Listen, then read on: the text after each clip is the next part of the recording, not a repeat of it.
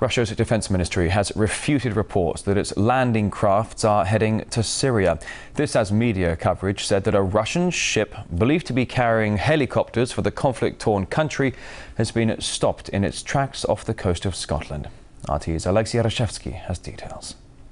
A Russian ship allegedly bound for Syria named Alouette was stopped at the coast of Scotland by the request of the British government. Its insurance was cancelled, and despite that this has not been confirmed nor by the Russian Defense Ministry nor by anyone else, the Western media have already came up with allegations and headlines that this ship was carrying helicopters to Syria to aid Assad's regime in the conflict zone. Now, definitely this is not the first time that the Western media has come up with such allegations, because we've heard about 2 Russian ships of the Black Sea Fleet which are ready to sail towards Syria.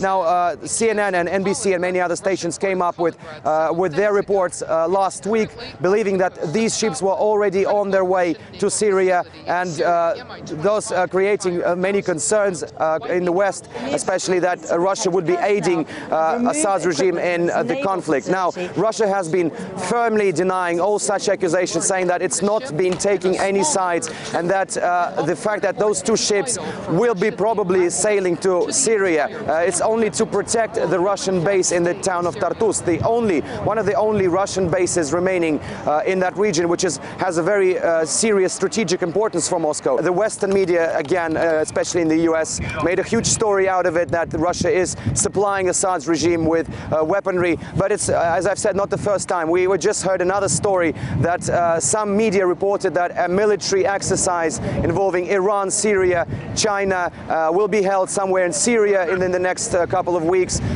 These reports were also turned into mass hysteria by the media, saying that Russia is playing a dangerous game in the Syrian backyard. But this also has already been denounced by the Russian Defense Ministry, which said that no such games are possible in a conflict zone, which Syria certainly is at the moment. So this is definitely an all-out information war, not something we are completely not used to. We just have to wait and see what other stories and what other sensations will the Western media produce. As I've said, Russia has been denying any involvement in supplying Assad's regime with weaponry, and firmly stands on its position that it's not taking any sides and that it's not doing anything wrong from the international point of view.